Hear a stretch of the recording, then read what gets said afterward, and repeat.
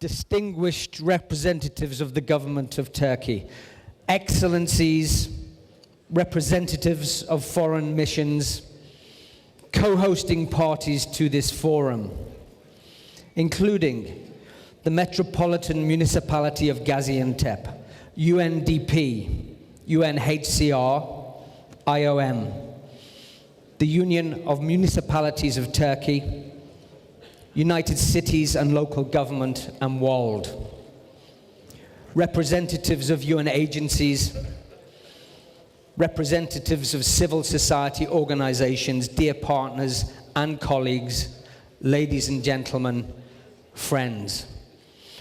Welcome to the International Forum on Local Solutions to Migration and Displacement. I am Paul Clements-Hunt, and UNDP has kindly asked me to act as Master of Ceremonies for the next 2 days.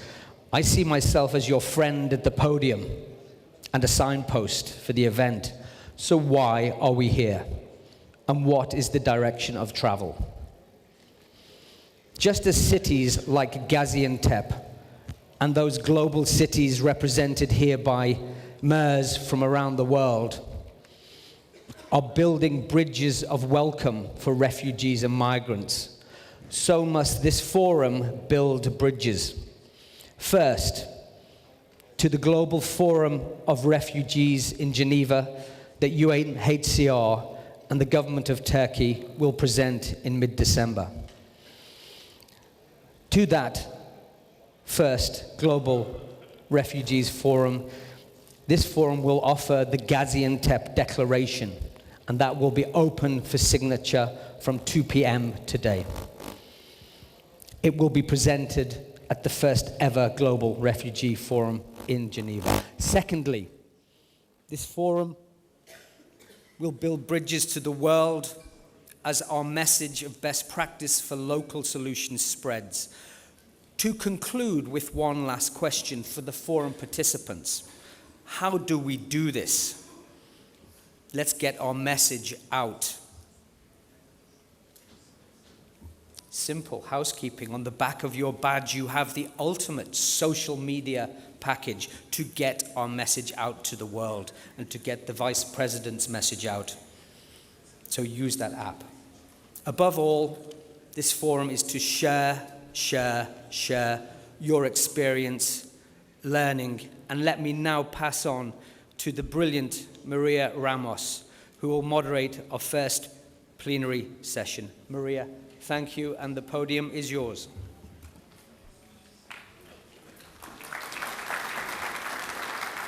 Thank you, Paul.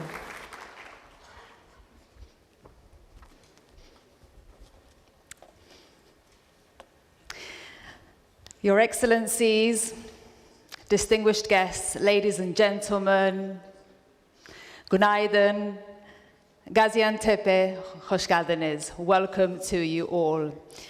I am Maria Ramos. I'm an anchor at TRT World, which is Turkey's international news channel. It's a relatively new channel. We are about 3 years old, and we have people from all over the world, more than nearly 50 countries in our channel. And I hope you're watching our channel in this hotel and all over the world. Now, I've been in Turkey for 2 years. Istanbul is my very happy home for the past 2 years. I'm British. I'm originally from Spain, and I'm very happy to call Turkey my home. As a journalist who's covered the refugee crisis for the past 5 years, I find Turkey's story absolutely fascinating, incredible. With over 4 million refugees here, 4 million, Turkey has hosted the largest population of refugees in the world. And I feel that the world does not know this story. I really do. And the government of Turkey has shown remarkable leadership in hosting refugees. They've also granted Syrians access to health, education, social service, and the labor market. And this is a comprehensive temporary protection framework with lessons for the rest of the world. And from 2014, Gaziantep saw its population grow by 25% in just 2 years. An incredible statistic.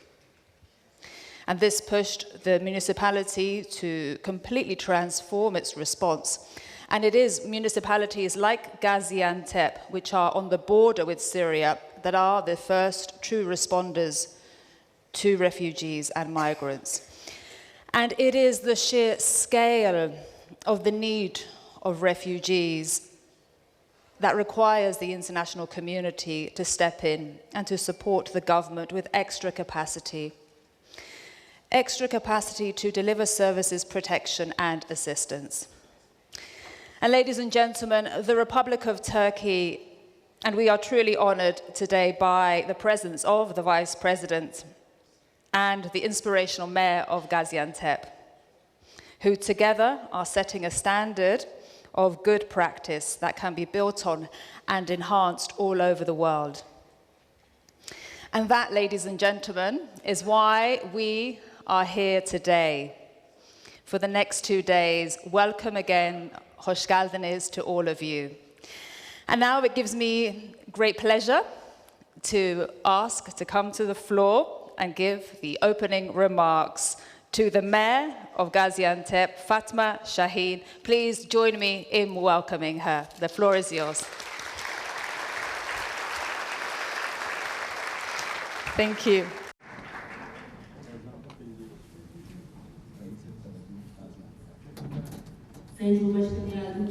Esteemed Vice President, distinguished Governor, esteemed MPs, distinguished representatives of UN agencies, dear participants, ladies and gentlemen. First of all, I would like to thank the Vice President of Turkish Republic for being with us today despite his very busy agenda. Welcome, sir. Besides, I am really honored to host this significant event in our city of Gaziantep, which has undersigned a great success in terms of migration. And I'm really proud to host you all in here.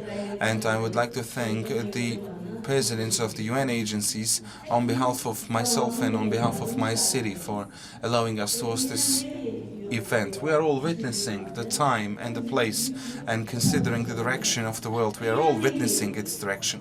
Where is it directed? The difference between the wealthy and the poor is growing, and millions of people have to live on an income of $1 per day. Millions of children die before the age of 5 because they can't access to clean water. And therefore, there is a very significant loss of empathy and justice, and we are all witnessing this major problem. So, in the face of the question where the world is going towards and what we do as Turkey, our neighboring values are very important to us. The rights of the neighbors are very significant for us. In our neighboring country, we have witnessed the chemical weapons being used, and those people had to flee from their homes in order to save their lives. And in that case, we either had to do what the other countries did. We would build fences and walls and not listen to our conscience, and we would cause millions of babies to die like the baby Aylan. So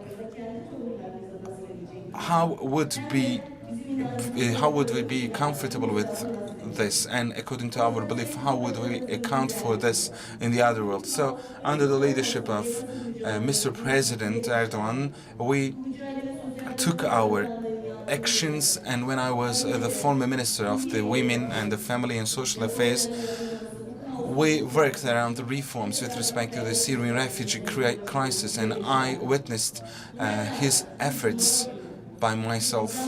And despite that, we knew that we had to save those children, those people, so we had our policy of open gates, and for 7 years we taught all the world a humanity lesson.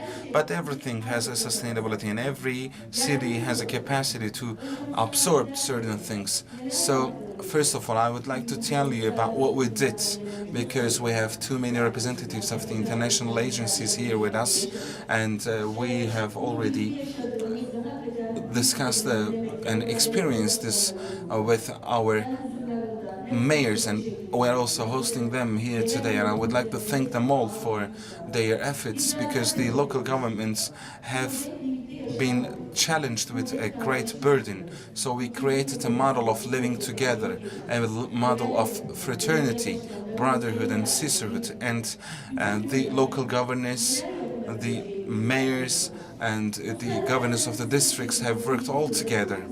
And with your permission, I would like to make a summary of the last 7 years. And what do we have in this Gaziantep city? So we are in the oldest settlement area. In Telegraph, in an index, Gaziantep was ranked in 9th in terms of its history, and Damascus, Aleppo, and Lebanon, in those places, life is now ruined. So our city is very significant with its historical history, and in the geography of Islam, it has been a very significant city, and we are bearing the marks of those civilizations, and we have been registered by UNESCO as the capital city of tastes, so the city of gastronomy. So while moving on as a city of culture and gastronomy, we also did great things in terms of migration. You all know about it. We have to update the numbers all the time, and according to the recent times, this indicates the burden on Turkey, and you see the babies. We have undertaken great efforts in order not to cause the babies to die, and there is a very huge burden on the region along with Istanbul. We have been hosting refugees in Urfa, Kilis, Mersin, Hatay, Adana, and in order to make it sustainable and in order to govern it and improve our capacity of governance, we have to work very hard and all together. None of the cities, none of the countries have increased its total capacity by 1/4. So no other city can really achieve the model that we have achieved in Gaziantep. And while doing that, social cohesion was very significant to us. Once I came to the office as the mayor, I didn't really know how many children had to be schooled, and we then created this social research center. But this is not the business of any mayor, this is the business of the government. But because of the size and because of the significance, we created this social research center based on houses, and we then identified the number of children who had to be schooled, and 100,000 students, 100,000 children had to be schooled while they were out on the streets. But the legislation was not fit, and the minister of national education was Mr. Nabi back then, and we then went to discuss with him, and the legislation was amended, and we sat together and we implemented co-education model with the local children, and that was the social cohesion. And as in terms of employment, we discussed with the Minister of Labor, you have to allow for those people to be employed, but when you employ the migrants, you also have to protect your own people, your own workers. So we then created this quota model with a co-working model. And healthcare, I have scrutinized the model in the States, and this is unique in the whole world. There is no other country where a child is born with a social insurance and insured up to the age of 18. So we immediately granted this social insurance to our migrant brothers and sisters, and you may easily imagine the burden that came along with this crisis. But if we had not done it, we would not actually have become a role model for the other cities of the world. So we identified what we needed. We needed accommodation. The rentals are going high. So we started a new construction project in northern part of the city. And we found out that the water would not be sufficient for us in the year 2023, and we initiated the second largest water project. So imagine if we decorate this room with gold, it wouldn't really matter if we don't have water in the city. So please empathize with me and put yourselves in my shoes and in the shoes of the mayors of the other cities, and imagine the burden that we had to witness. But we initiated the second largest water project after Melen River, and we dwelled the mountains, and we brought water from 130 kilometers away, and now we have water stores and where we store the water. And in terms of infrastructure, you see the northern city, we adopted this horizontal architecture modeling, and we are turning our train line into a speed train line, and in a year it will start to run with 16 stations. And Düzba water project and the green areas, we made sure that the quality of life of our citizens is not decreased, and it is the first in Turkey and in the world. And we created a branch directorate dealing with these issues, and everyone has created as a unit within their municipality. And this is the model. And we created the Syrian offices in the universities, in the chambers of industry and business. So we have this idea: do not complain, bring out solutions. So should we always be looking at the empty part of the glass? But we actually looked at the full part of the glass, and we coordinated all together. You see this research center that we have created. We went door by door and we identified the emergencies. Those people have to be fed. Our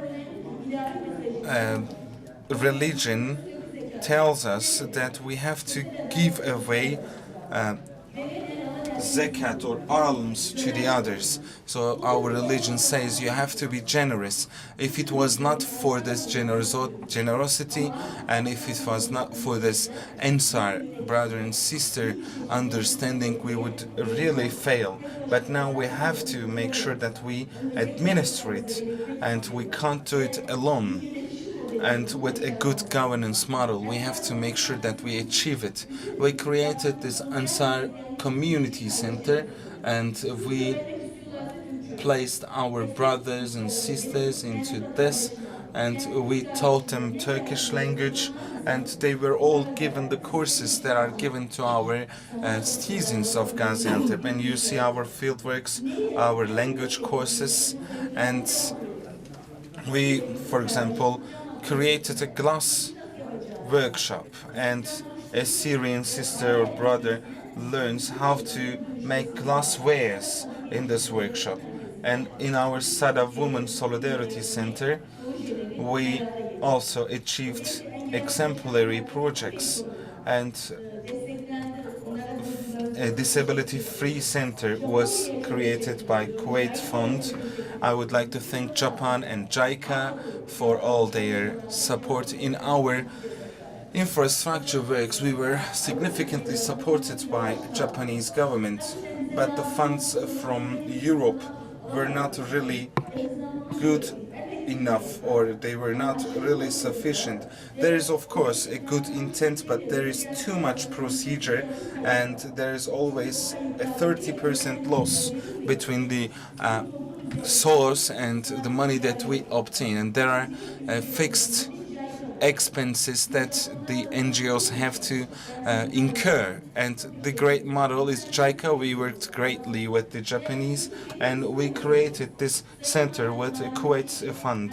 Child marriage is a great problem to us as well. The distinguished governor is also working with us, and we initiated the campaign, do not allow your children to marry, but let them be trained in the schools, and the Syrian children were also included. And this is the co-working model, and we planted trees with 1,000 Turkish and Syrian national people. So there is a culture of picnic. Everyone goes out to the forests for having picnic during the weekends, and we had to make sure that the green areas are not decreased. Our mayors are really heroes in this sense, and as you know, we are given a certain amount of money by the Bank of Provinces, and they are not our citizens. Therefore, these people, we are not paid by the government for these people because they are not our citizens of Gaziantep. And with this understanding, with this spirit, we did our best to bring out a solution for this problem, and we will create a declaration out of this municipal forum, and our fieldwork will all be discussed. The language barrier, child labor, early marriage, and budget problems. So we know how to create projects, and we know how to solve our problems. You know, Napoleon says money, money, and money, and I have to repeat that again. Without budget, you can't do anything. You can't achieve. You have to be able to manage. You have to be able to govern your budget, and you have to empower the municipalities. And in that sense, having common networks of knowledge is important to us, and we have to make sure that every child is included in our social support system. We did not only speak about the problems, but also we worked on the solutions to such problems, and we cooperated with the relevant organizations for this sense. You see those governments that we cooperated with, and we are also hosting representatives of these organizations with us. I would like to thank you all, otherwise I could not actually achieve it on my own. This is a mutual coordination, and it was thanks to you that we have been able to achieve what we have done so far. And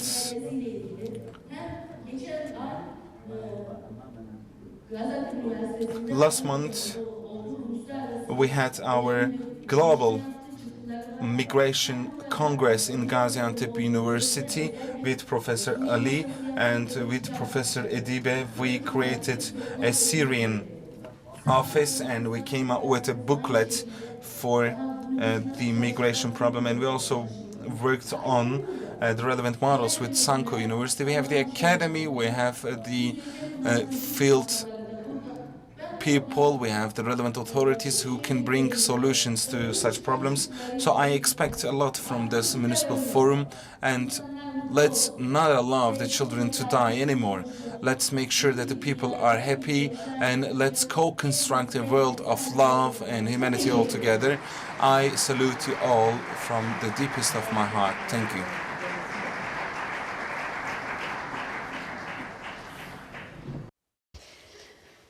What a wonderful speech. Thank you so much, Mayor. I would like you all again to join me in thanking the Mayor of Gaziantep for her fantastic speech.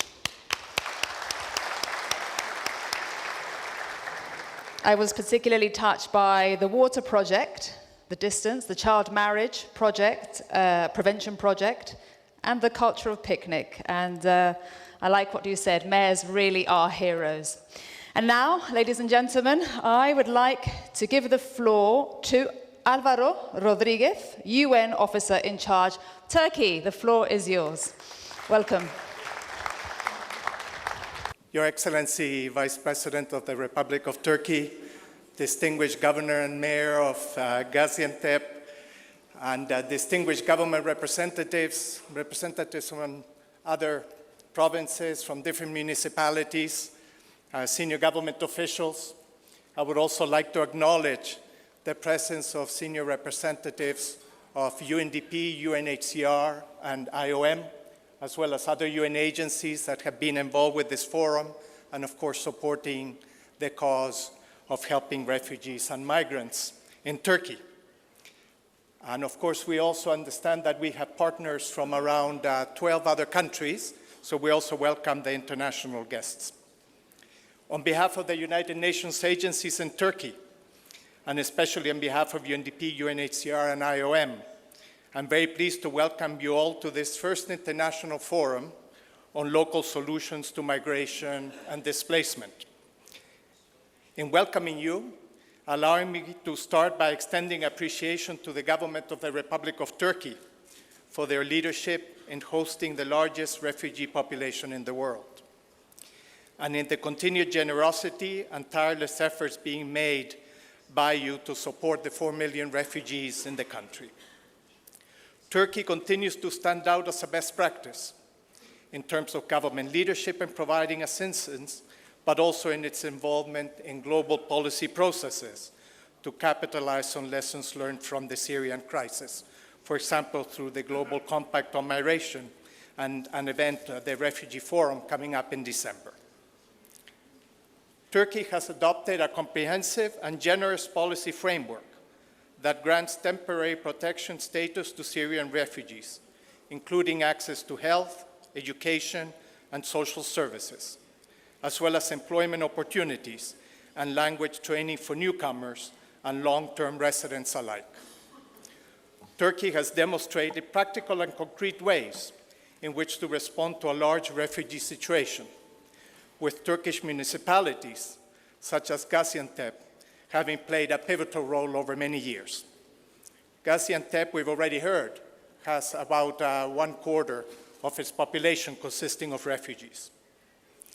Yet, mayors, local authorities, and their communities here in Turkey have long been at the forefront of responding to displacement and migration.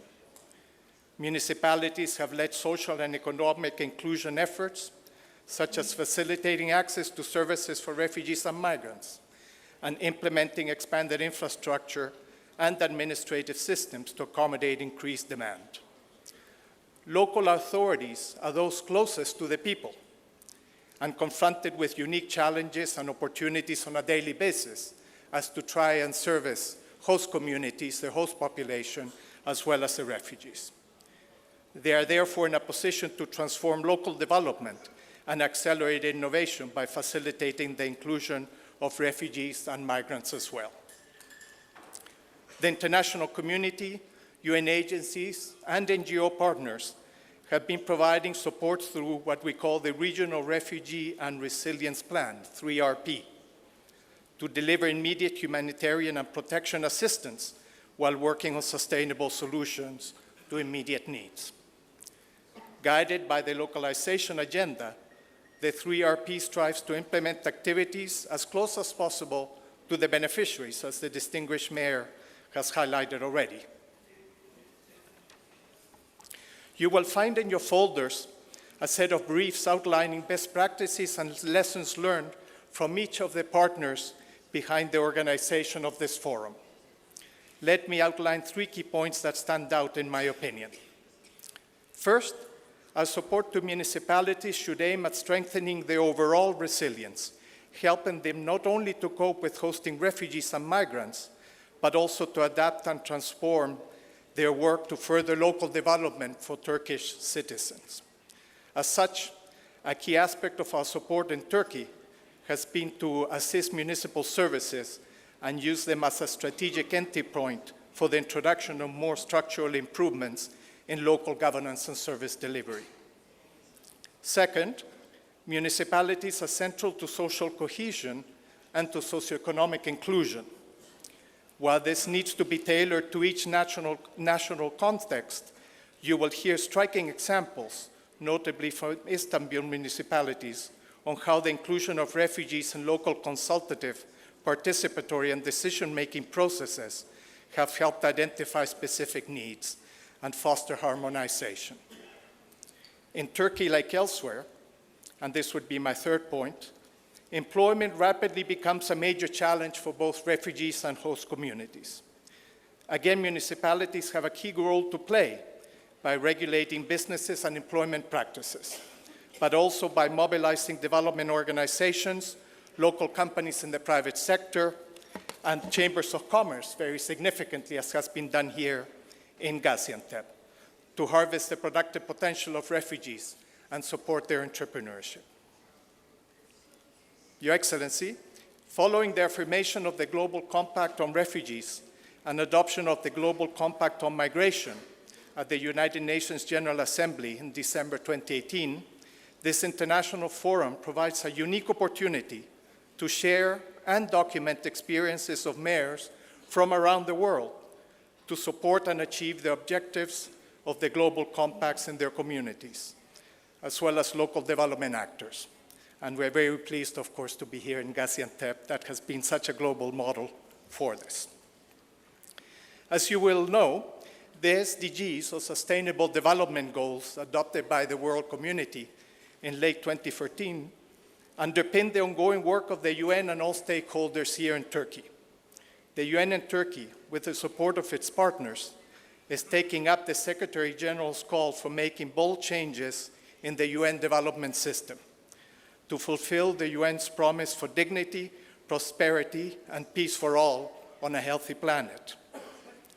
However, this can only be achieved through the kinds of initiatives that are shown here today, and to a collective effort to leave no one behind. This is the central, transformative promise of the 2030 Agenda and of the Sustainable Development Goals. You will hear in the next days great examples of how UN agencies, NGOs, and Turkish municipalities have built up innovative partnerships to address the needs of refugees and host communities, aligning with the essence of Sustainable Goal number 17 on partnerships and partnerships in action.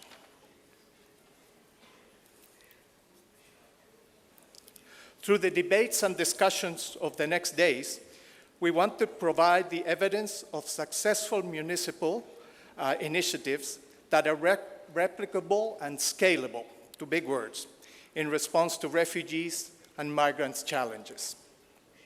These pragmatic, practical, and proven examples need to provide the keystone to the bridges between humanitarian and development responses that optimize choices for refugees and migrants, but also for host populations. In this respect, I would like to urge you to consider the following 3 points in your discussions. First, cities, municipalities, and other local bodies are of critical importance, but how can they best be included in national policy debate?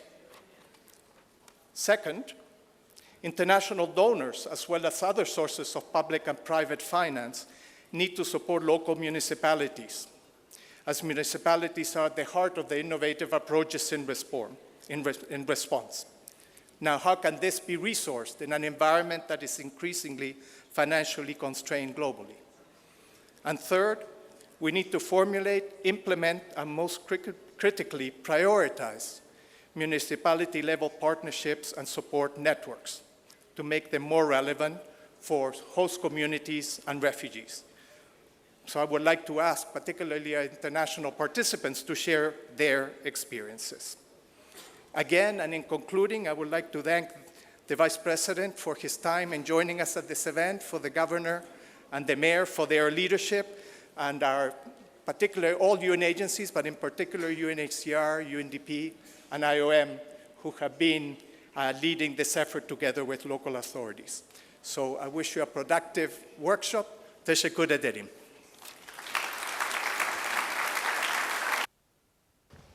Thank you so much, Alvaro Rodriguez, UN Officer in Charge, Turkey, for your remarks today. Thank you. And now, it gives me great pleasure to invite to the podium our very special guest, Your Excellency Fuat Oktay, the Vice President of Turkey. Welcome, hoş geldiniz, the floor is yours.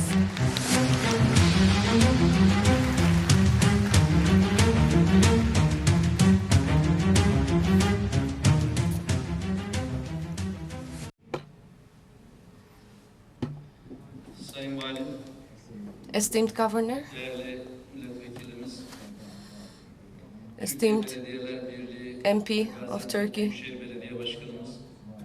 Municipalities Union, and esteemed Mayor of Gaziantep Metropolitan Municipality, dear representatives of NGOs,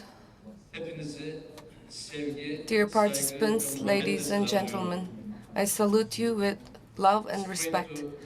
Have you here in Antep. It's great to be with you. Welcome to Antep and welcome to Turkey. So with your permission, I'll deliver my speech in Turkish. Göç ve yerinden edilmeye yönelik yerel çözümler uluslararası forumunun açılışı. We are now doing the opening ceremony for the local solutions Antep'te sizlerle for migration and displacement. And it is my honor and pleasure to have you here in this veteran city of Gaziantep küresel bir mesele in olan this göç regard. ve yerinden edilme Migration and displacement belediyecilik is both a local and international problem. But on the local side, we are very honored and proud to see you here, our international guests in Gaziantep and all around the world. We are always together with those who are in need in all the corners of the world. And our President, Mr. Recep Tayyip Erdogan, he also sends his regards to all of you who came here and be with us today. belediye başkanımız konuştu. A while ago, our mayor delivered their speech. This was not just a speech, this was just the expression of the things that we experienced since the first day, the very first day of everything. And from the start, our mayor, Ms. Fatma Şahin, was involved in this whole process, first as a minister and then as the mayor. So this local solutions that we use in the title of this forum is actually not just a word, it's the core of what we are doing here, because the more complex our problems get, the simpler solutions we try to come up with. And I myself, as your friend, not just with my title of the Vice President, I am effectively in this process, and I have been since the first day. And with the words of our President, we have an open door policy, and we cannot turn our backs on our neighbors. We cannot turn a blind eye to the problems around us. If we have just one piece of bread to have, we share that bread with our friends.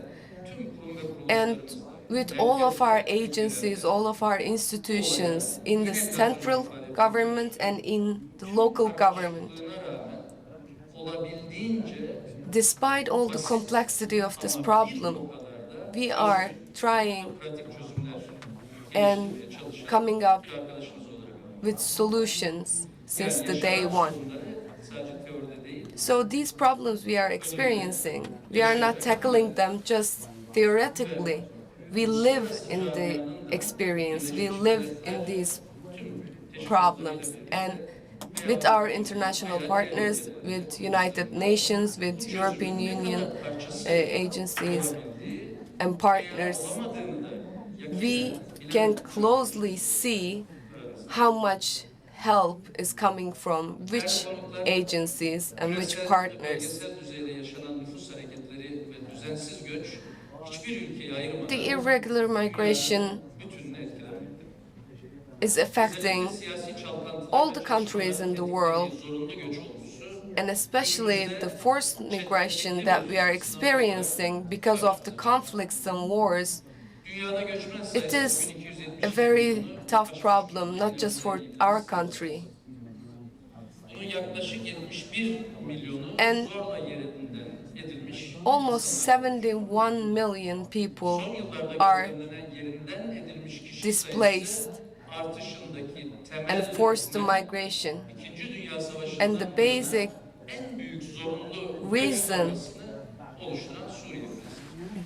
reason, behind this huge wave of migration is the Syrian crisis, as you all know.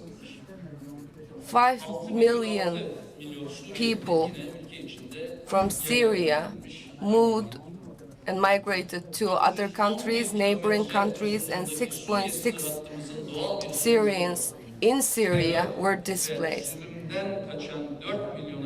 4 million Syrian brothers and sisters fleeing from terror and war and conflicts, they came to our country, to Turkey. And although we had limited resources, we had the policy to not turn our backs to our neighbors because we love people. We don't discriminate.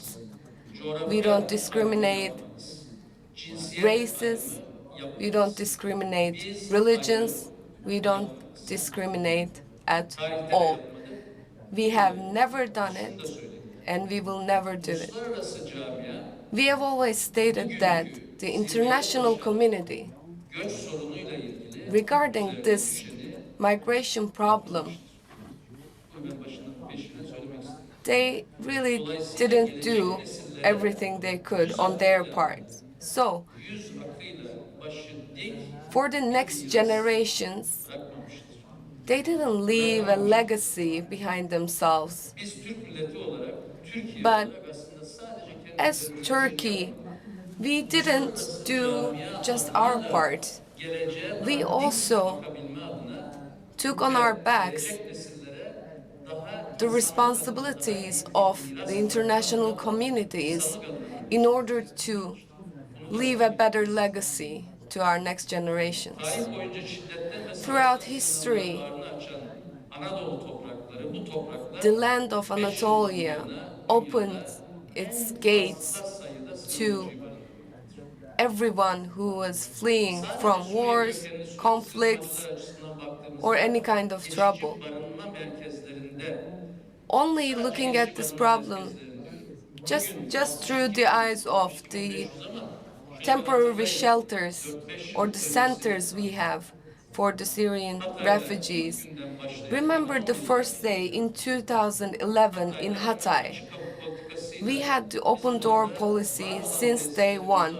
We had our facilities there. We welcomed refugees on our borders as soon as they arrived here. And then, after Hatay, it continues with Kilis. And we were thinking that we should have a more systematic approach. We have to think long-term, because this is not a short-term problem. And we build container cities. And Kilis was a pioneer in this sense, because it was a complete city. And the General Secretary of the UN, we worked very closely and we explained what we did and what was our system and what kind of infrastructure we used.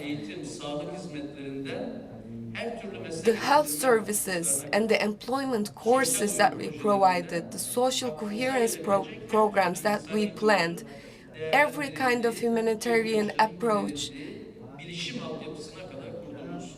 even the IT infrastructure was considered there. It was a really comprehensive local solution, and it was accepted as the best solution. I think we won an award from the UN because of that. But we don't really need awards or appreciation. We only need the international community to work alongside with us.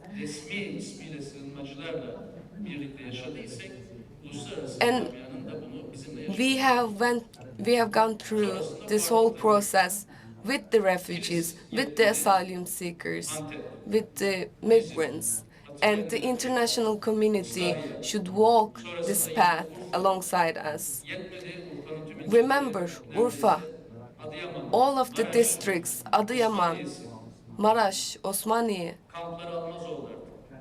the camps were full at some point, and then we had to move refugees to other places because the number was getting so high. I remember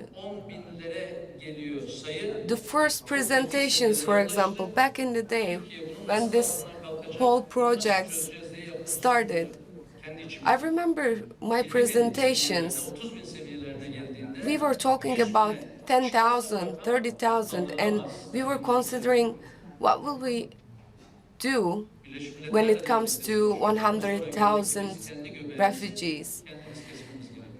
We were working with United Nations, we were working with international partners, but at the very end, we came to the conclusion that we had to do something ourselves, by ourselves. Just like Ms. Şahin mentioned earlier in her speech, we gave up just complaining about the problems. We started working on the solutions, and we found solutions. 3.6 million Syrians. Just imagine this. Sometimes 700, 800 people are left on the sea in a ship, just going from one place to another for weeks. And people, countries, are discussing whether they should let them in or just leave them there. Just imagine this. Imagine what 3.6 million refugees mean for Turkey. Every time, please remind yourselves and think about the people that are left. They are left ashore for weeks, but we are hosting and accepting 10,000, 20,000 people a day. We created such a local solution that sometimes our citizens, our Turkish citizens and institutions, they didn't notice this because even in one day, one night, at the epitome of the crisis, we received over 20,000 refugees. I will say the same thing. We can never turn our backs on the problem. If there is a problem, we are here, we are there. We cannot turn a blind eye. We just walk towards the problem, but we walk with solutions in our pockets. And this is the approach of our president. Since the beginning of this wave of migration, we have been providing healthcare services, employment opportunities, and education for refugee children specifically. Since I was the president of AFAD, we have worked towards establishing the best practices for the international community as well. With legal reforms, we created the basic standards and we created a shelter system for the refugees in order to provide a better service for refugees. We established the SDGs and we provided education and classes for children, refugee children, because if we cannot reach these children, we would have to leave them out on the street. We are still in the same endeavor. If we cannot reach every single child, that child would become a potential problem, and it doesn't matter if it's a Turkish child or a Syrian child or anywhere in the world, this is the same thing. We have to provide the right healthcare services for refugees, just as the ones that we are providing for our citizens.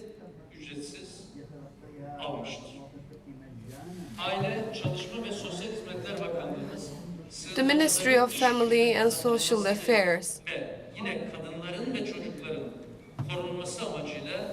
started a lot of projects in order to include refugee women and children in the education system.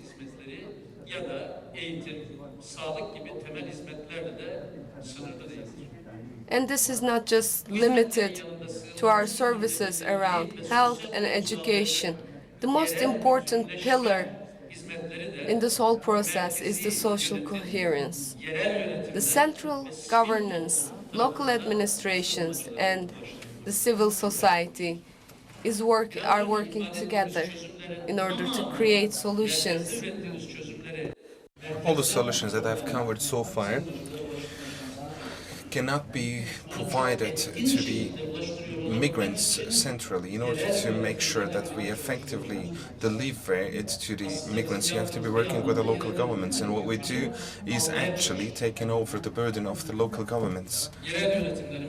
And our local governments have been doing great work in this sense, as well as our municipalities and our governor's offices and the district governor offices and the NGOs and the relevant authorities of the ministries at the provincial levels, and also as the UN and the relevant UN agencies. You all work together and you all try to come up with a solution to such problems.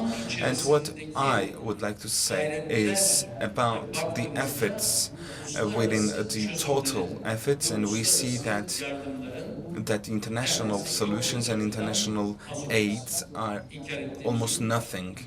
This is undeniable. And if you just consider it with a sense of justice and try to see it over again, you will come up with the same conclusion as me. And for this reason, the Gaziantep Declaration has to be formed accordingly, especially those asylum seekers with different backgrounds and histories are integrated into the city by the helps of the municipalities. And for this reason, this forum, which will come up with local solutions to migration and displacement, and the Gaziantep Declaration that will be created at the end of the forum, is highly significant to us. And I wish that this forum will make sure that the partnerships among the relevant municipalities are increased and the best practices are shared within this forum. Esteemed guests, you may think that migration is mainly the responsibility of the central government, but actually it is the municipalities who directly contact with such refugees, and during the integration of those migrants, the relevant services are rendered by the municipalities, and the municipalities should be able to provide the services to the relevant migrants, as well as providing them with the language courses, employment courses, and social supports. So these services should also be provided to such migrants through the municipalities, just as we do in healthcare, in education and accommodation. Considering the legal framework and the resources allocated, we know that there are some limitations.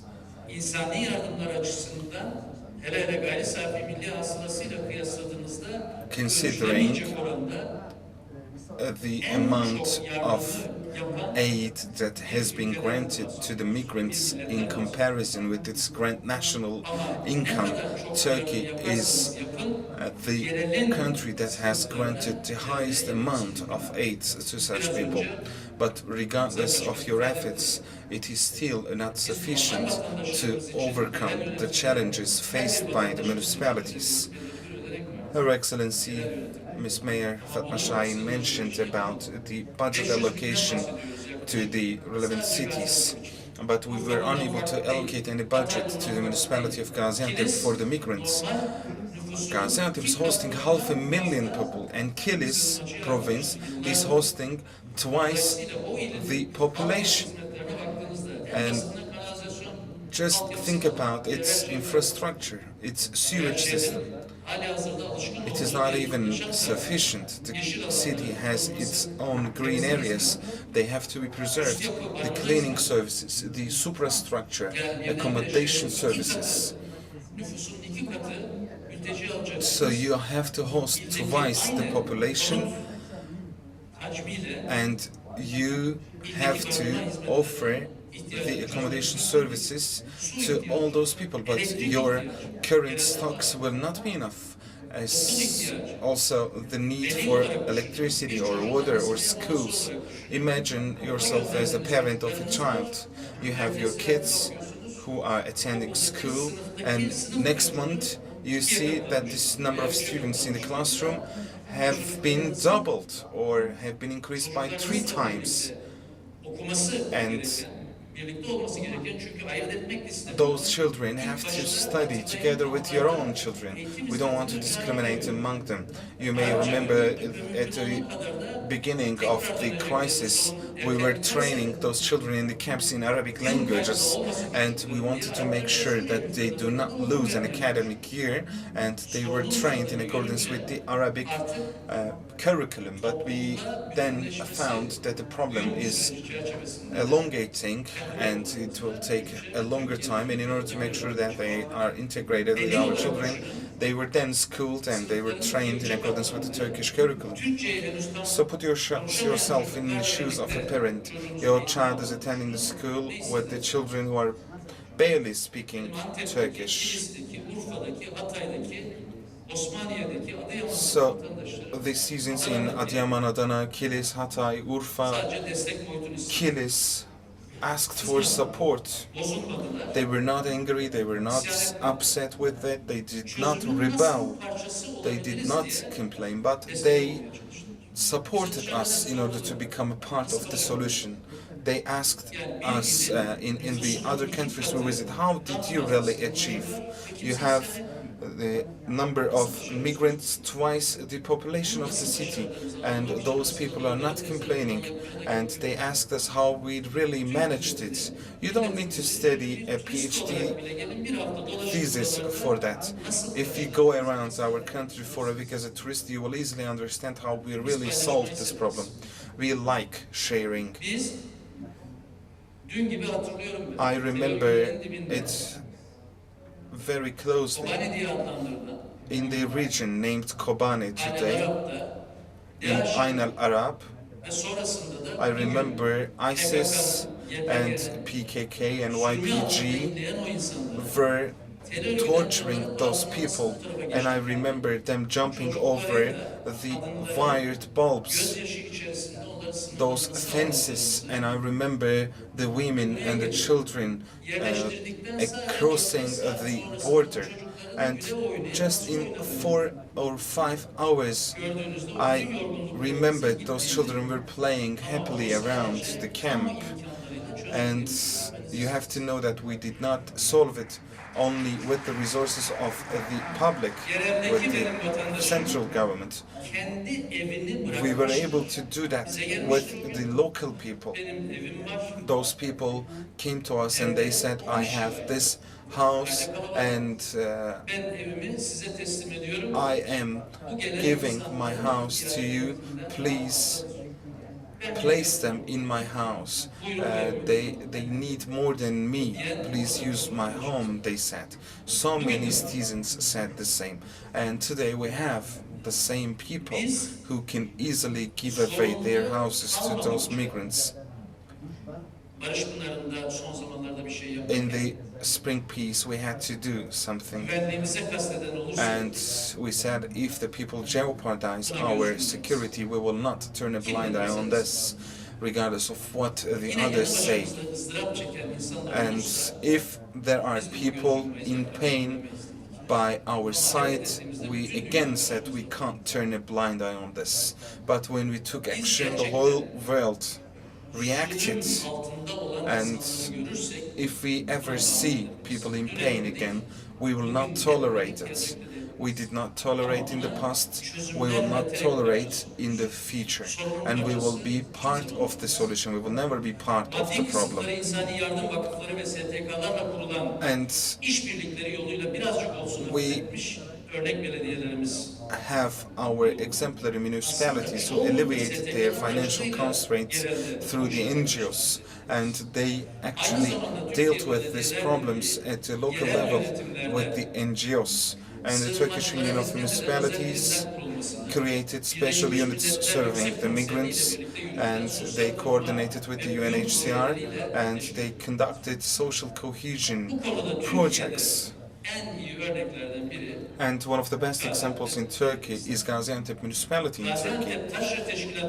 With the Gaziantep local organization, with the NGOs, they sincerely became Ensar.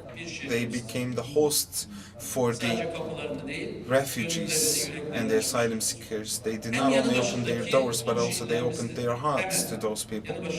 And they also coordinated with the neighboring cities, and those neighboring cities also set examples for the others. In order to manage the migration, the first branch Directorate of Migration Affairs was set up within Gaziantep Metropolitan Municipality, and this is again to be appreciated.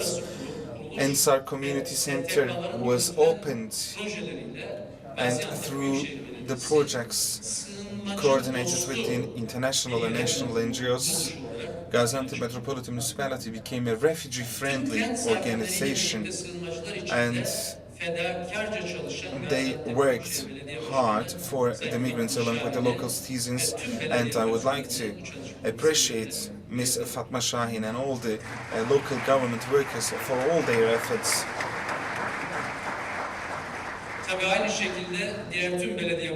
Similarly, I would like to extend my appreciations to the other mayors and other local governments. I congratulate you from the deep of my heart. You deserve more than an applause. And also, Şanlıurfa Municipality set up the Migrants Coordination and Information Center.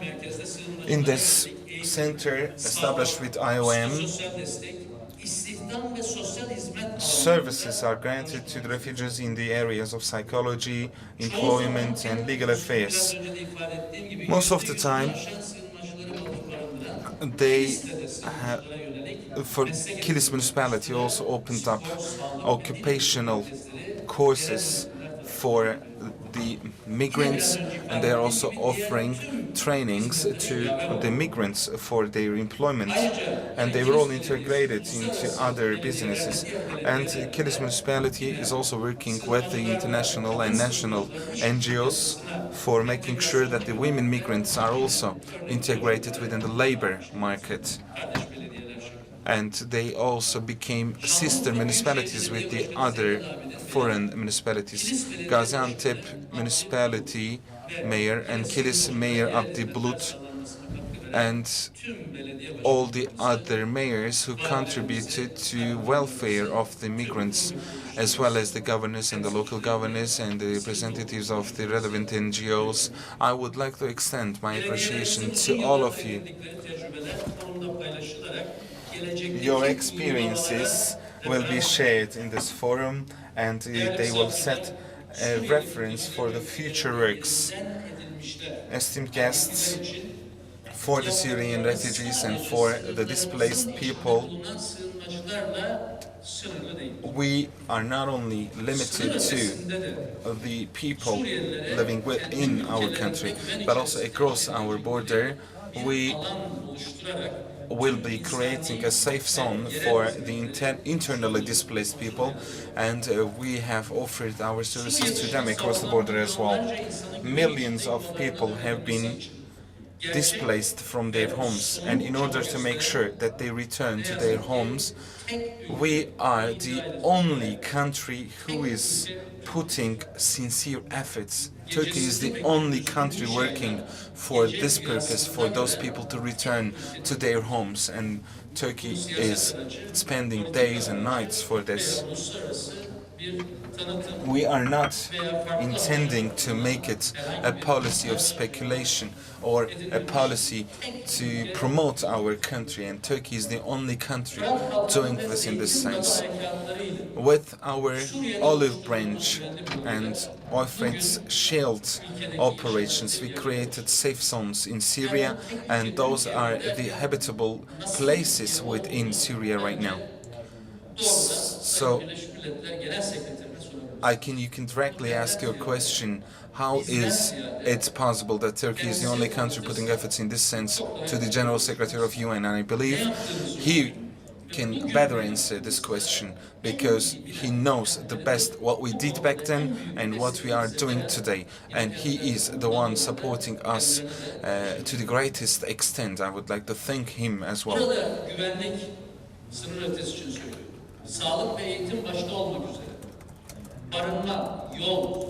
So, in terms of transportation, water, electricity, sewage and sanitation, we offered those services to the Syrian without any discrimination, both in Euphrates region and in Afrin region. So, when we do an operation in any place, there are only two reasons for this operation. First is security, second is the humanitarian reasons. There is no third reason for it. We do not intend to take over or occupy the lands of any other country, and we never had any secondary agenda that we did not share with the world. There's even a different feature of ours. When we are to do any operation, we do not only declare our operation to the world, we are also declaring it to the terrorists.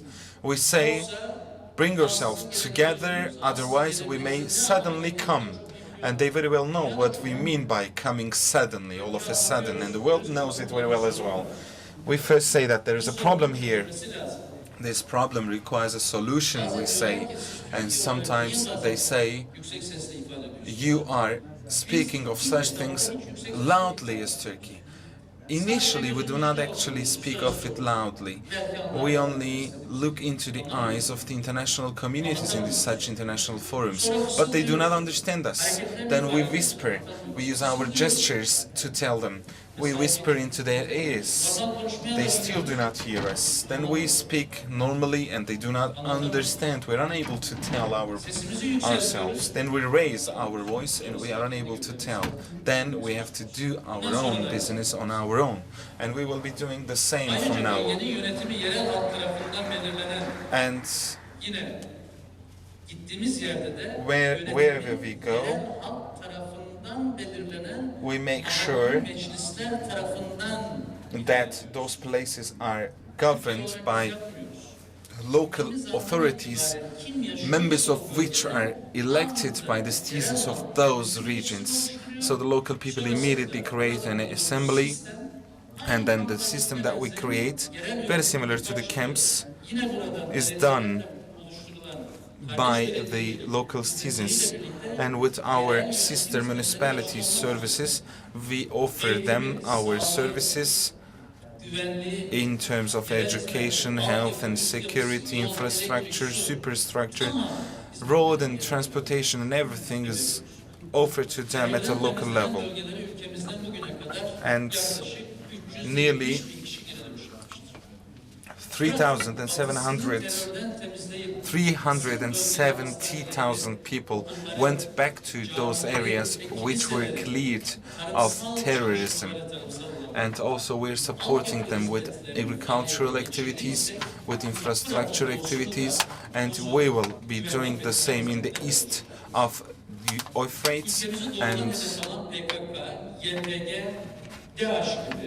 those terrorist organizations such as SGD, YPG, PKK and ISIS, we will be fighting against them, and we will make sure that our borders are secured and those people can securely live in these regions. We have a saying in Turkish: even if you place the bird in a golden cage, the bird still wants to go back to its home country. So whatever facility you grant to the people, they would still want to live back in their home countries. So we are promoting voluntary return to Syria, and with the Peace Spring operation we started in the eastern part of Euphrates, we made sure that terrorism is cleared in such regions, and every house that was demolished by those terrorist organizations caused an injury in our hearts, a wound in our hearts. And we now would like to reconstruct those areas and cover the wounds that have been caused by the others. Initially, 1 million people will be placed in this region, and in the later phases, another 1 million Syrians will return, and they will be voluntarily returning. So we will not be forcing them to return. And you can see on the map, His Excellency Mr. President shared the same map in the General Assembly of UN, and 140 villages will be created, and 10 settlement areas will be created, each with a capacity of 30,000 people, and 2,000 houses will be constructed in this area. The schools, the hospitals, industrial zones, green areas will also be constructed within this planning, and all the relevant parties who would like to ensure stability in the region are kindly invited to support this project in order to end the humanitarian crisis. Anyone who is really sincerely volunteer to make sure this happens has to undertake some efforts, regardless of what the others say, regardless of how much or how less they support. We will initiate this safe zone, and regardless of the ethnicity of the people, whether they are Arabic nationals or Turkish or Yazidis, we will not discriminate amongst them, and we will be eliminating this trouble of terrorism. The bomb attacks in Gaziantep, those bomb attacks killed 12 citizens of ours, and those are the terrorists who did it. For very long years, they have been attacking our soldiers, our teachers, and our innocent children and women and the people. And those are the people, those are the terrorists who did it. YPG, PKK, ISIS, DSG, whatever you call them, whoever calls themselves, sorry, the YPG or PKK is even more dangerous than Daesh. And those discriminating among the terrorist organizations in those regions, they have to know that they are actually supporting terrorism, whether on intention or without any intention. So under the leadership of our president, we will be fighting against the terrorists. We do not have any good terrorist or bad terrorist. Terror is terror, and terrorist is a terrorist. And they all have to be eliminated. And through our Peace Spring operation, we have lost some soldiers, and I would like to commemorate them as well.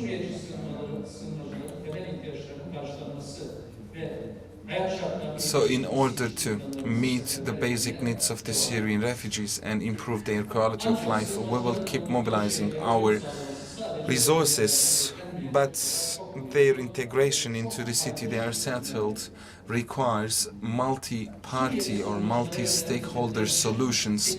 And for 8.5 years, we have spent more than $40 billion for offering services to Syrian refugees. So this $40 billion, when you compare it to our gross national income, you will easily understand what that means for Turkey. And despite all the promises, only less than 3 billion euros have been spent from the EU funds. And considering the total amount of aid from the UN, except for FRED funds, it is the same amount, less than 3 billion euros. And this is a very small number when you compare $40 billion to such amounts. So this financial burden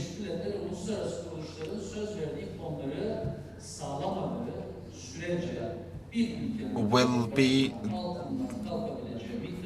an amount that a country cannot overcome on its own if we are not to be supported by EU and international communities and the UN. And this should not be left on the Turkey's shoulders only. So in accordance with fairness, in accordance with justice, we are expecting action from the international communities. We don't want to hear their promises or suggestions anymore. And all the relevant stakeholders, all the relevant parties have to ask themselves, what is it that we can do for them? Next month, Global Migration Forum will be held in Geneva, and our President, Mr. Erdogan, will be co-chairing the event, and I believe that it will be reminding the world again with respect to such migrant people. And the declaration from this forum will also be shared in Geneva, therefore it's highly important to us as well. And I believe that solutions to support sustainable development goals will also be coming out of this forum. Please do not take my words as a criticism only, but I want to iterate that we have to be looking for realistic solutions from now on. That's why I wanted to share those facts with you. So I wish that a migrant-friendly municipality guideline will be issued as a result of the International Forum on Local Solutions, and it has to be covering the local solutions, and it has to contain a mechanism to depict what can be done at the local level, and in order to support them financially, the methods for cooperating with the NGOs and international organizations should also be described in these guidelines. And also, smart city technologies, migrant data management and online services have to be used in order to manage the migration issue. So I invite you all to identify common standards for local governance and to draw a route map for the local governments to make better use of the international funds. So a coordination model could also be suggested by yourselves. And my expectation from the local governors is to share their best practices with us, to share their needs and challenges,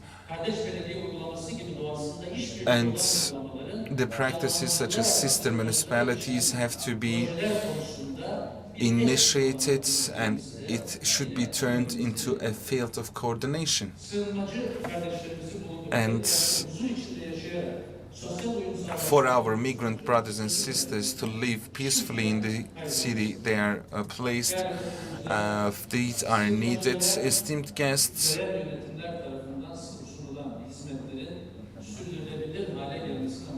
we have come together in this local in this International Forum on Local Solutions to Migration and Displacement, and I wish that this forum will be very fruitful and the Gaziantep Declaration to be formed at the end of the forum will bring Turkish-type innovative solutions to the migration problem. I know that I have taken a lot of time of yours, but this was a significant meeting and I wanted to make use of the time allocated to me.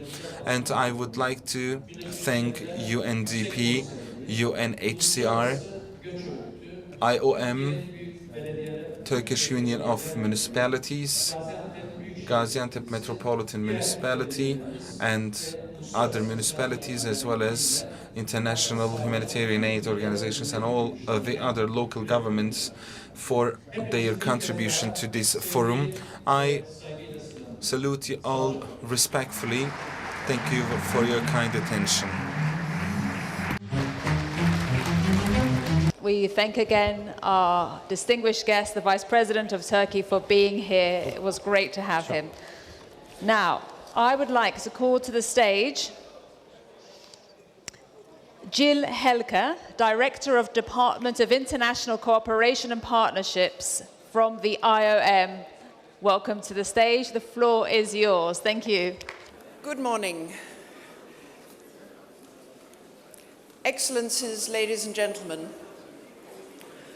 IOM is delighted to be a co-host and co-organizer of this forum with our partners UNDP, UNHCR, United Cities and Local Governments, the World Academy of Local Authorities and Democracy, and the Union of Municipalities of Turkey. I want to join my colleagues in thanking Mayor Fatma Şahin for hosting this event in the city of Gaziantep to help provide a voice to local authorities on the implementation of the two global compacts. It's a pleasure to be here in a city that is an admirable example of how to welcome and accommodate 500,000 refugees and migrants. IOM works closely with Gaziantep and other municipalities to complement their generous efforts in providing essential services that encourage social and economic inclusion. Mayors played a key role in the process leading to agreement on the text of the Global Compact for Safe, Orderly and Regular Migration, adopted last year in Marrakesh.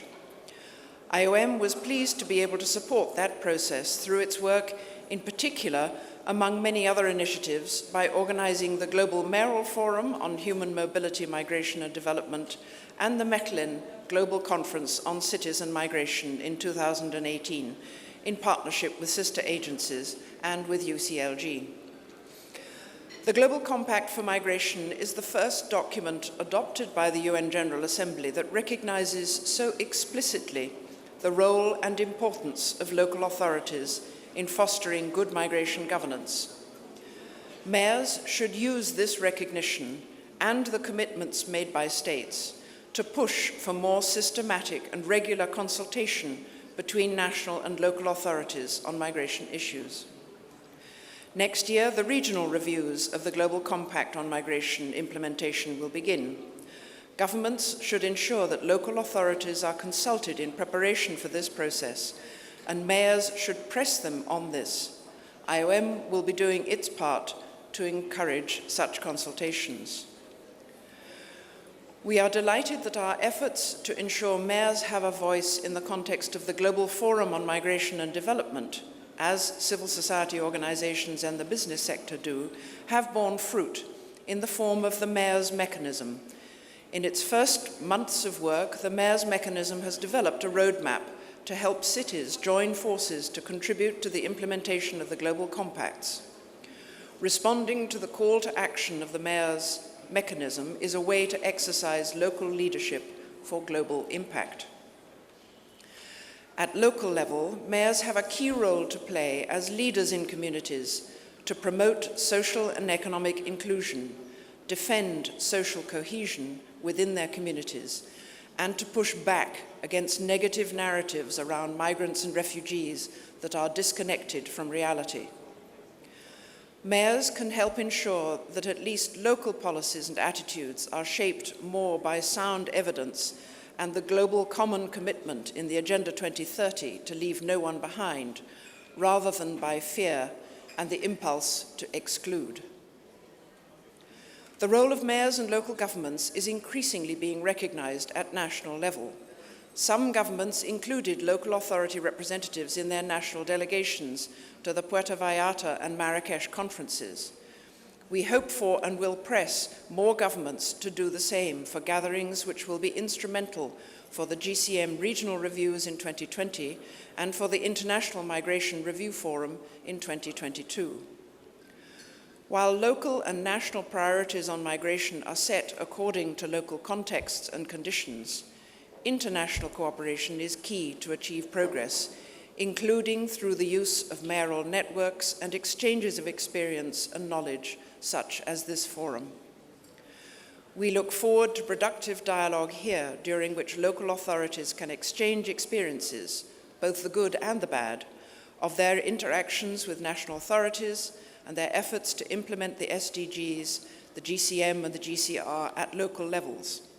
And we hope we can inspire one another to ensure even faster and more significant progress in the years to come.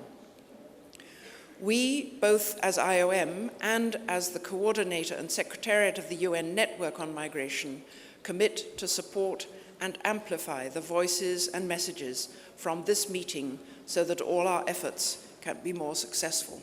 Thank you.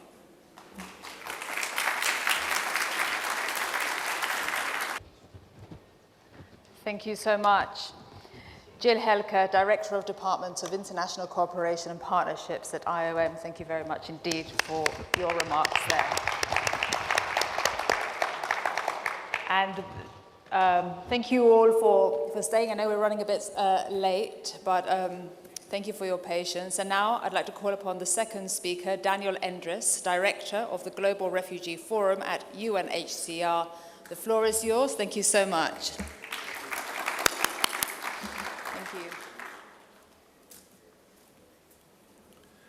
Excellencies, distinguished guests and participants, ladies and gentlemen. On behalf of UNHCR and particularly the colleagues here in Turkey, it is a pleasure to welcome you all to this international forum on local solutions to migration and displacement. It is fitting that we are meeting here in Gaziantep, one of the cities hosting the largest numbers of refugees in Turkey, and as we have heard before, the country that is the largest refugee hosting country in the world, with 3.6 million refugees and 400,000 asylum seekers.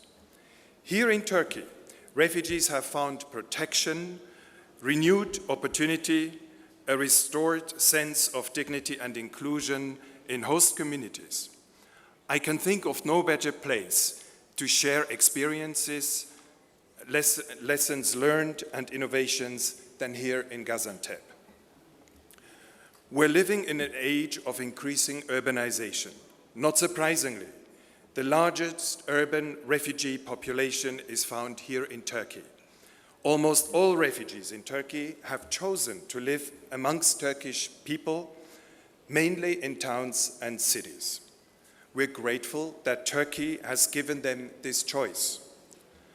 Refugee populations thrive when included in host societies, when their children can attend school with locals, when they can find meaningful employment or start their own small businesses, and when they can benefit from social services.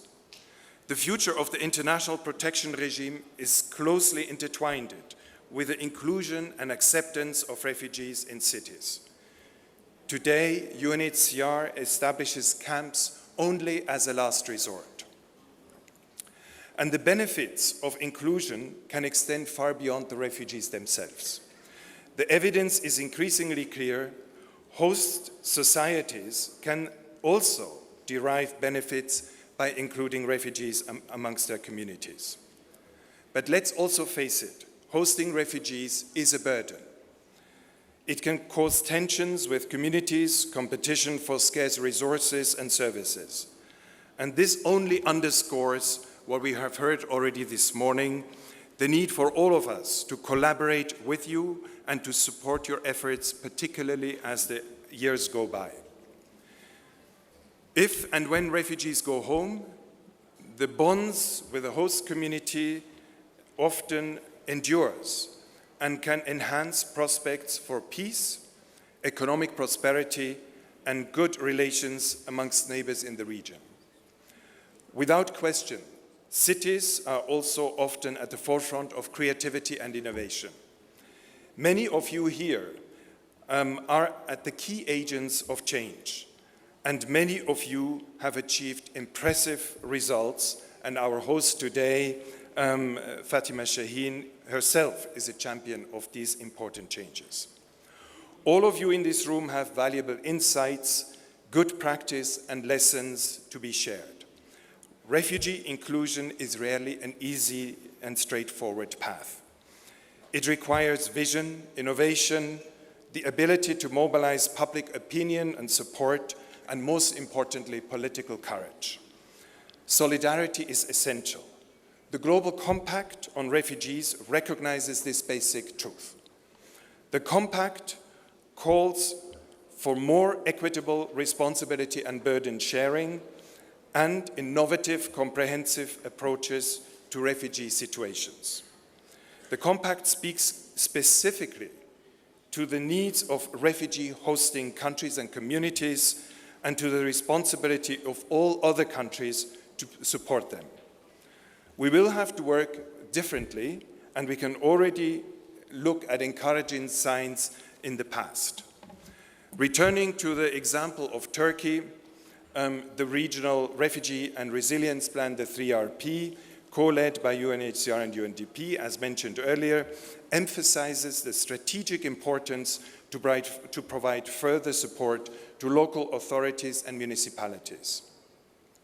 The collaboration between humanitarian and development actors, between multilateral institutions and municipalities, represents the spirit of the Global Compact.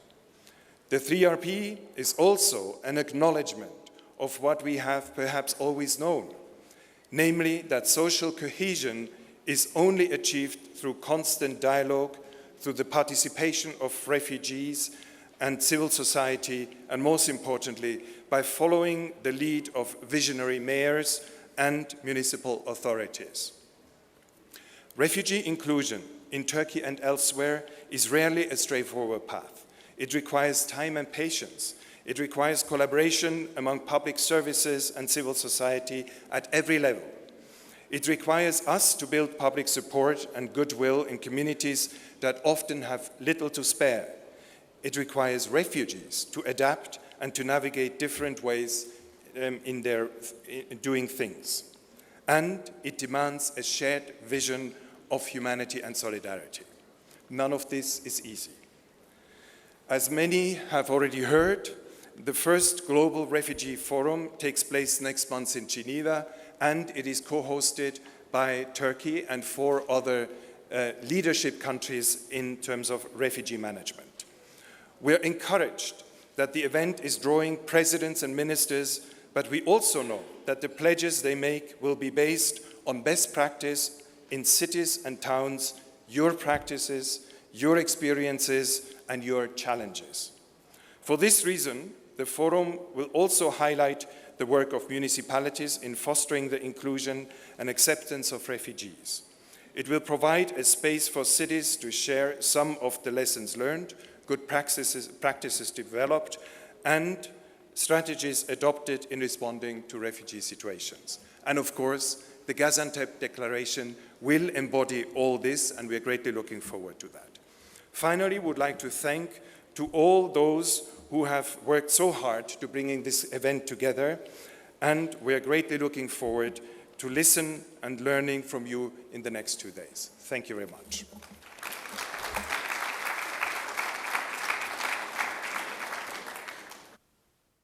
So much. Daniel Endres, Director of the Global Refugee Forum at the UNHCR. Thank you very much indeed. And now, the last speaker of this session, I would like to call upon Agi Veres, Deputy Director and Assistant Administrator of the Regional Bureau for Europe and Central Asia at the UNDP. The floor is yours. Thank you very much. Welcome. Thank you very much, distinguished guests, ladies and gentlemen, honorable members, representatives of the government institutions, representatives of foreign missions, partners and colleagues. It's my pleasure on behalf of UNDP to conclude this opening remarks on behalf of the UN agencies and welcome all of you to this very important forum on local solutions to migration and displacement. It is really heartwarming to see all the prominent representatives who have traveled so far and coming through already in the opening speeches, the commitment, dedication, the good solutions, and looking for more integrated responses right here close to the Syrian border through the response of the municipalities. In Gaziantep especially, which is home to about 500,000 refugees, and as we heard, that constitutes about a quarter of the population. Let me first of all also thank Mayor Fatma Şahin for hosting us and congratulate her on the Gaziantep model of integrating refugee populations, which offers a concrete and valuable experience for communities across the globe.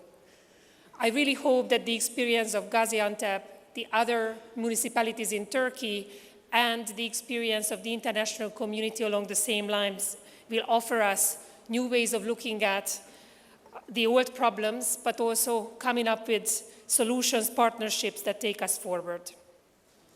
Globally, there are around 70 million forcibly displaced people worldwide, out of which 41 million people are internally displaced, and some 26 million refugees and 3.5 million asylum seekers. About 80% of these refugees live in countries neighboring their countries of origins, and over half of the refugees are coming only from 3 main countries of origin: Syria, Afghanistan, and South Sudan. The global number of international migrants is estimated at over 270 million persons, an increase of 51 million since 2010. An overwhelming 240 million, 90% of them, were categorized as economic migrants. I'm quoting all these numbers because we tend to overlook the magnitude of the people who really need attention, support, integration, and our help. And as we heard from the speakers before, a help that has been extended by the municipalities in Turkey, but globally as well. Turkey itself hosts the highest number of refugees in the world, including over 3 million registered Syrians, 90% of which live amongst host communities. As the gateway to Europe, North Macedonia and Serbia hosted more than 1 million refugees and migrants in transit in 2015 and 2016. In Ukraine, some 1.4 million people remain internally displaced, making Ukraine the 9th largest country in the world in terms of the number of internally displaced persons. At the same time, intra-regional migration remains high, with 80% of migrants choosing to move to other countries in the Eastern European and Central Asian region, Russia being the major country of destination for Central Asian states. This influx of migrants, refugees, and IDPs adds to the burden of the local population and the limited municipal capacities in all of the host and transit communities. In addition to impacting municipal services such as water and waste management, education, and healthcare, the arrival of newcomers in large numbers has ramifications of the labor market and the social fabric of the communities, affecting social cohesion. So UNDP, together with UNHCR and IOM and other UN agencies, works along 4 main avenues in these countries, including in Turkey: addressing the root causes of displacement and mitigating negative drivers of migration that compel people to leave their homes. Support to governments to integrate migration and displacement issues in national and local development plans, including the localization of the Sustainable Development Goals and strengthening positive impacts of migrants for sustainable development.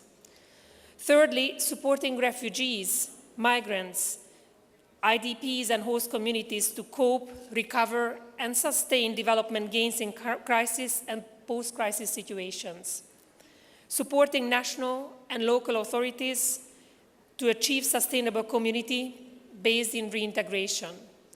I really consider these 4 areas extremely important to provide a holistic approach, that we are not just responsive, but we're also preventive, and we are looking at not just the refugees, not just the host communities, but the society, the economies, and the environment as a whole.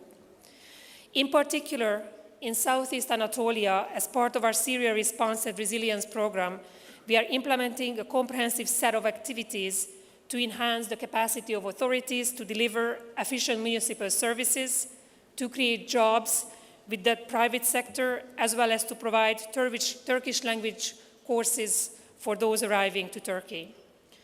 In our response to the Syria crisis, we have taken for the first time a leadership role together with UNHCR through the Refugee and Resilience Response Plan, the so-called 3RP, leading on the resilience components of the plan.